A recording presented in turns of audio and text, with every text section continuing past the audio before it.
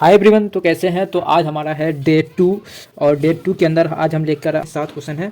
तो आज मैं आपको बताने वाला हूँ 7 क्वेश्चन ऐसे जो 2024 बोर्ड एग्ज़ाम में जो भी स्टूडेंट एग्ज़ाम्स या परीक्षा देंगे उनके लिए ये क्लास बहुत ही इंपॉर्टेंट होगा। फिजिक्स लोगों से वादा किया था फिजिक्स में आपका नंबर 90% लाने का, फिजिक्स में तो मैं करवा दूंगा, आपका 90% लाने का गारंटी रखता हूँ। ठीक है, तो चलिए आज का मैं क्वेश्चन पहला स्टार्ट करता हूँ। नंबर 1 पे है हमारा है आज व्यक्तिकरण क्या है। व्यक्तिकरण क्या, ठीक है। व्यक्तिकरण को आज हम जानेंगे।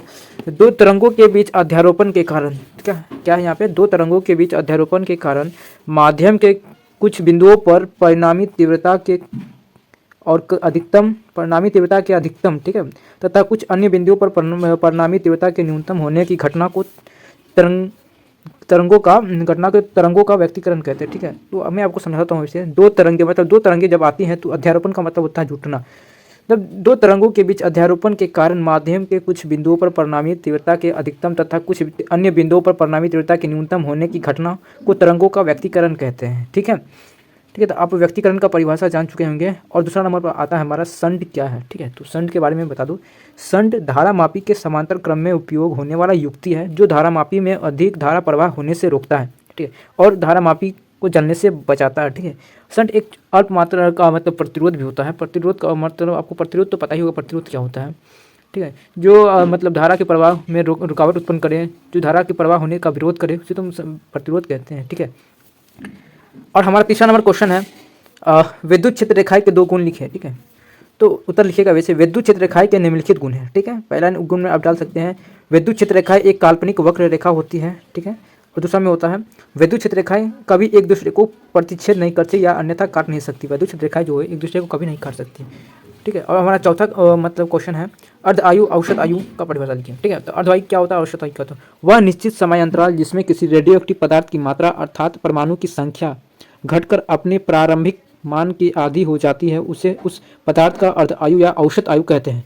तो आपको समझ में नहीं आ रहा होगा कि ये जो है हमारा प्रारंभिक मान के आधी, प्रारंभिक मान का मतलब होता है जो पहले जो मान लो हमारे पास 5 रुपया, ठीक है, 5 रुपये में मेरा जो था वो प्रारंभिक मान है। ठीक है, घट के हमारा 3 रुपया हो गया, तो हम बोलेंगे प्रारंभिक मान का ये आधा हो गया ना, 3 रुपया से आप समझ चुके होंगे। ठीक है, अर्ध आयु औसत आयु क्या है।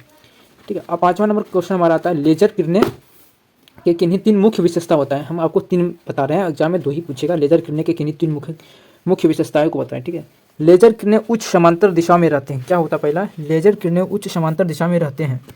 दूसरा में है लेजर किरणें की तीव्र कर सकते हैं, लेजर किरणों को हम लोग तीव्र कर सकते हैं। ठीक है, और तीसरा में लिखेंगे लेजर किरणें दूसरे स्रोतों की अपेक्षा अधिक तीव्रता रखती है। लेजर किरणें दूसरे स्रोतों की अपेक्षा अधिक तीव्रता रखता है। ठीक है, तो आप लेजर के 3 मुख्य विशेषताओं को जान चुके होंगे। ठीक है, 5वां नंबर में। अब 6वां नंबर में आते हैं विद्युत चुम्बकीय तरंग के 2 गुणों को लिखिए। ठीक है, तो विद्युत चुम्बकीय तरंग के 2 गुणों को आपको क्या करना है, इसके तो आप ऐसे लिखिएगा विद्युत चुम्बकीय तरंग के निम्नलिखित गुण हैं। ठीक है, उसके बाद 1 नंबर में डालिएगा विद्युत चुम्बकीय तरंग अनुप्रस्थ तरंग होती है। ठीक है, विद्युत चुम्बकीय तरंग जो होती है वो अनुप्रस्थ तरंग होती है। ठीक है, दूसरा में लिखिएगा आप लोग विद्युत चुम्बकीय तरंग की चाल अर्थात प्रकाश की चाल बराबर होता है। विद्युत चुम्बकीय तरंग की जो चाल होती है वो प्रकाश की चाल के बराबर होती है लगभग।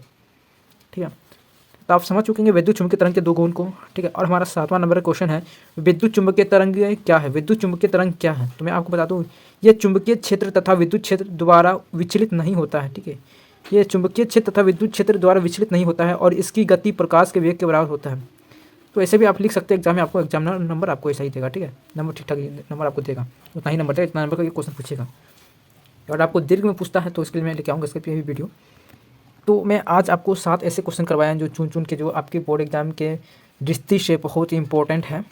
ठीक है, तो आज के लिए इतना ही, फिर मिलते हैं एक नेक्स्ट वीडियो में, नेक्स्ट क्लासेस में। तो वीडियो कैसा लगा, क्लास कैसा लगा, चैनल पे आपको मैं कमेंट में ज़रूर बताना। मिलते हैं, तब तक के लिए बाय बाय, टेक केयर।